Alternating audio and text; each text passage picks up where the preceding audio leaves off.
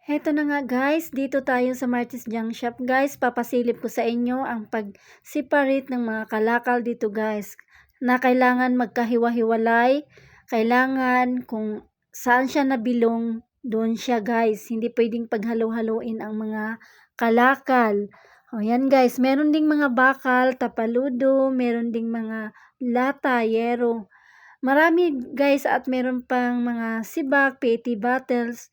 Kaya hindi kailangan siyang itapon guys dahil mapakinabangan siya guys, recycle.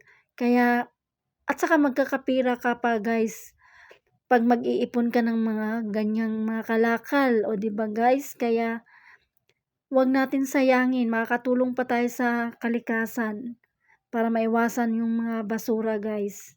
Kaya kailangan i-separate natin. O, di ba guys? Yun lang guys. Thank you for watching. Salamat sa pagsuporta sa aking video. Thank you very much. I love you all.